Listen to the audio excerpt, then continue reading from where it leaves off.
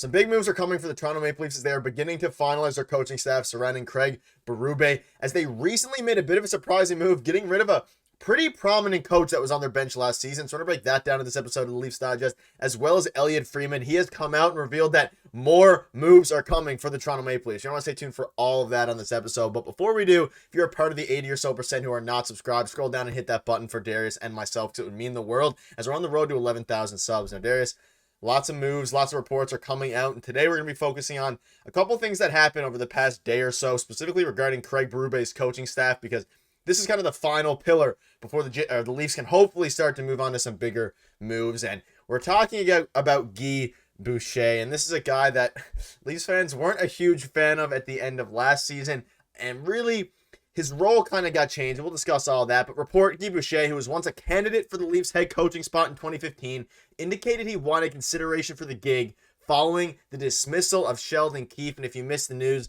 Guy Boucher is out of Toronto. He won't be joining Craig Berube next year in his coaching staff. And a lot of that, the reason behind that seems to be a few different things, but he wasn't really considered for that coaching spot. So Darius, what are your thoughts on this move? Guy Boucher is out, and Craig Berube is kind of starting to finalize his coaching staff, and he only did one season as an assistant coach of the Leafs, which was last year, and the Leafs finished with the 7th best power play at 24%. However, in the playoffs, he scored just once and finished at 4.8% in the first round playoff loss to the Bruins, as we know. We'll get to some of the other guys who the Leafs are going to be targeting in a minute, but let's get your thoughts on this one. Guy Boucher's out.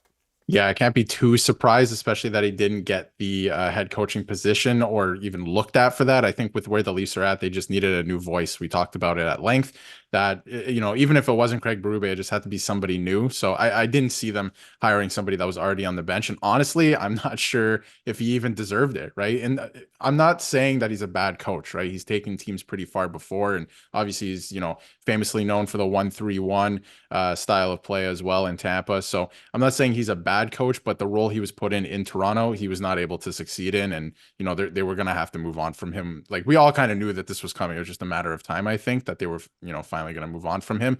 But yeah, pretty interesting. If some Leaf fans don't remember, he was considered for the head coaching job back in 2015. And, obviously Mike Babcock got that instead. He was the number one coach at the time available.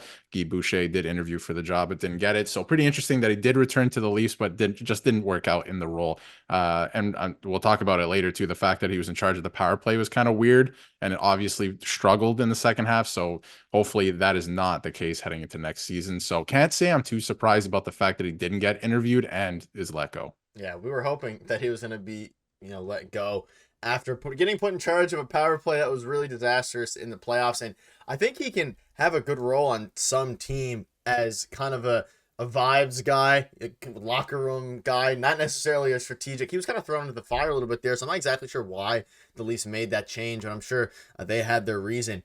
7th best power play in the regular season, so like in theory on the surface, and we spoke about this a ton, they had games where they were really good in the power play in the regular season, games where they were bad, but in the playoffs it was disastrously bad at 4.8%, like a 5th or 6th of what the actual regular season percent was. And that goes to show that really the power play, I think it's a mix of, you can't post that all on Guy Boucher because everyone on the team, the offense in general was just way worse in the playoffs, but they need guys who can, or coaches at least, who can help the players produce better. I hate to say that, but quite frankly, it was a disaster, the whole experiment, and it looked okay in the regular season. Scoring every 4 power plays isn't completely terrible, but it was 7th in the league, so pretty good percentage.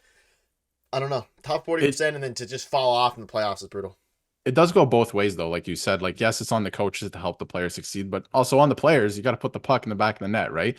So I'm hoping that with the new coaching staff, they kind of put the players in a better position to succeed, try something new. We saw it like time and time again. I think they were 1 for 21 was the official stat in the playoffs. They just kept doing the same thing, and obviously it wasn't working. Pretty preposterous moves there. So it's going to be interesting moving forward what they're going to do with that position, because obviously the bench, not just the bench, but the entire coaching, positions in Toronto are going to look very different next year. We have an associate coach now. We don't know what that's going to look like exactly until next season. So should be pretty interesting. But again, not too surprised with the Guy Boucher front. I'm sure he's probably going to end up going somewhere else and finding success. It was just a weird fit in Toronto, I think. And he had like moments, like you said, like the power play was 50% in February, right? A lot of people forget about that it was really good in February. So the numbers are skewed too, right? Like you said, they fell a little bit. They were higher up, right, after February, and it really tanked after that and into the playoffs. So you have to take that into consideration too. It's very inconsistent. Yes, it was red hot at one point, but then you're not scoring at other points. So you have to figure that out, and you need a new voice in there too. Yeah, the drop off, top 30% in the league to horrible, dead last in the league in the playoffs. So let us know what your thoughts are on that. And this is interesting now. And again, this is some more info on Boucher by Elliot Friedman. Quote, I think Boucher had indicated that if a coaching change was made, he would like to be considered for the position. I don't know how seriously Toronto considered it or if he was even a candidate. And quite frankly, he wasn't. He was not a candidate this go through. He was a candidate almost 10 years ago, which was kind of crazy to think about now as a decade ago. But yeah, it's not going to work out for Guy Boucher. Maybe he'll find himself somewhere else. Let us know in the comments down below. But now let's move on to some other potential spots that have opened. So the Leafs bench taking shape. Who will fill that last assistant spot? We know they have their associate coach, Lane Lambert. They have Mike Van Ryn, who's returning with the familiarity of Craig Berube. And now the assistant coach spot is up for grabs. Darius, this one is going to be interesting. Chris Johnson came out and said the Leafs are hiring one more guy, and it looks like it's between Mark Savard and Brian Wiseman. Elliot Friedman has kind of come out and mimicked those same things in the past. We covered a video a while ago, a report that came out that it seemed to be Mark Savard. Brian Wiseman is now thrown into the mix. I think Savard makes the most sense for me right now. I think it just works, especially given who they have left in this spot. Yeah, I think it's Mark Savard, but I think the reason he hasn't been hired yet is because, like you just saw in the previous screenshot, they're doing their due diligence, right? They're doing the interview process right now, like they did with the head coach, right? Everyone kind of knew it was going to be Craig Berube, but it took some time. They just wanted to see all their options. So I think they're doing the same thing. I think it's going to end up being Mark Savard, and that could be a good thing. I liked what he did in the OHL when he coached there. I like kind of what he was doing last year, even though the personnel wasn't great.